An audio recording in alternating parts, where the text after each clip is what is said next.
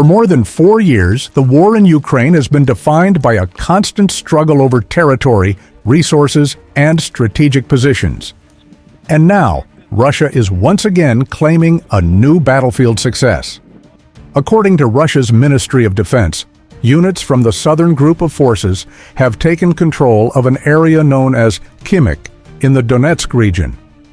At first glance, this may seem like just another small settlement changing hands in a conflict that has already reshaped large parts of Eastern Europe. But in modern warfare, seemingly minor territorial gains can sometimes carry much greater significance than their size would suggest.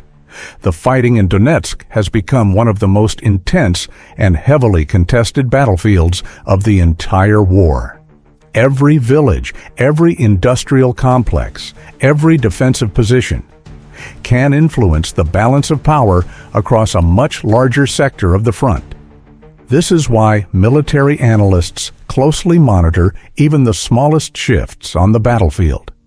Because in a war of attrition, progress is often measured not in hundreds of kilometers, but in a few strategic positions gained over weeks or even months of fighting.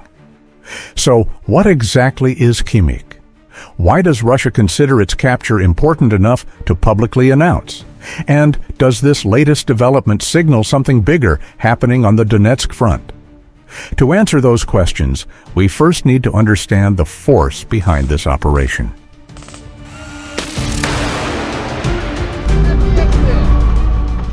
The formation responsible for this reported advance is Russia's southern group of forces, one of the key operational formations currently deployed in the Donbas theater.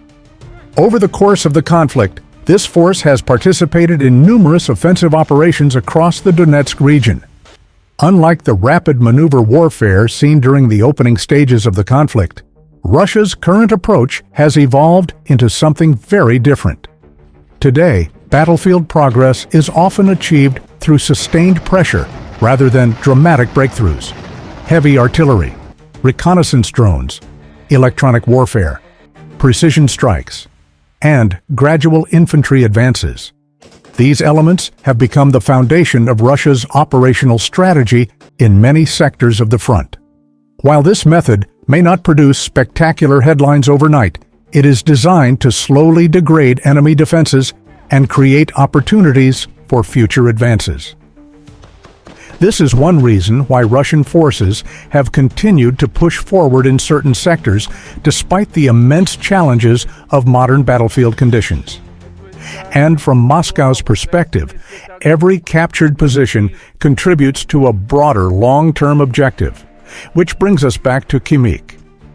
Because locations like this often play a role that extends beyond their immediate size or population.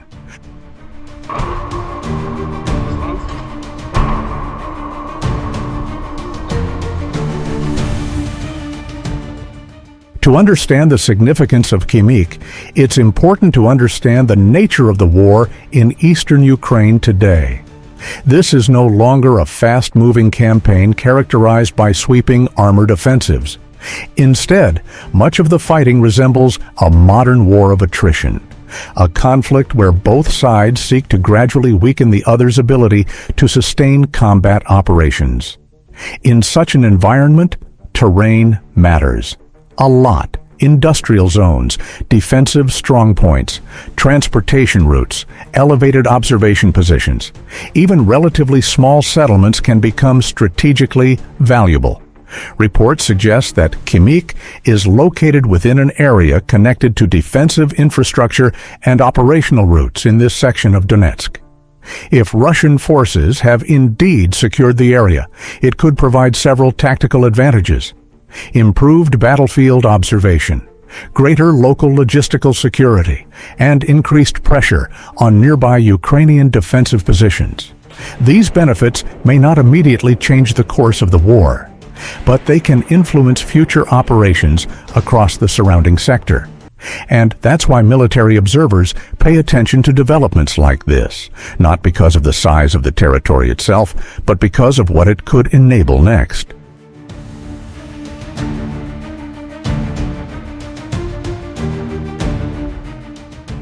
One of the biggest questions surrounding developments like this is whether they indicate growing Russian momentum on the battlefield.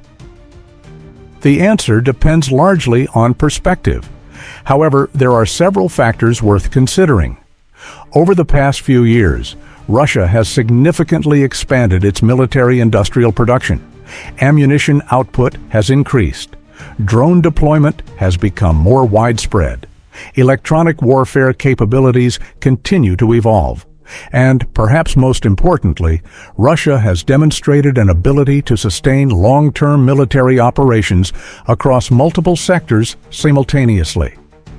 For many analysts, endurance has become one of Russia's most important advantages. Modern wars are not won solely through technology or firepower.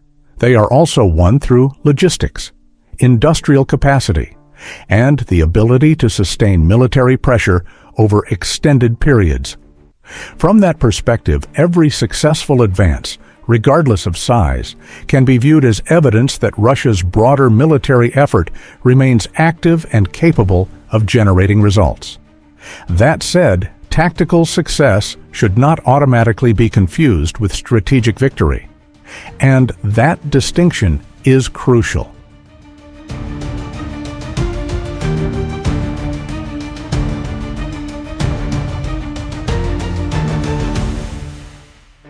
Ultimately, the key question remains unanswered. Is the capture of Khimik simply another localized battlefield gain? Or could it become part of a larger operational breakthrough? From a tactical standpoint, Russia clearly has reasons to view this development positively. Any territorial gain represents a shift in battlefield control. Every new position creates additional operational opportunities, and every successful advance demonstrates continued pressure against enemy defenses. But when viewed through a strategic lens, the picture becomes more complicated. One settlement alone is unlikely to alter the overall trajectory of the war. History has repeatedly shown that major strategic changes require sustained momentum over time. What matters now is what happens next. Can Russian forces exploit this position to support further advances? Will nearby Ukrainian defenses come under greater pressure? Or will the front stabilize once again as both sides continue their long struggle for control of eastern Ukraine? At this stage, it is still too early to draw definitive conclusions. What can be said with confidence is that the battle for Donetsk remains active. The front line continues to evolve, and every movement, no matter how small, adds another chapter to one of the most consequential conflicts of the 21st century.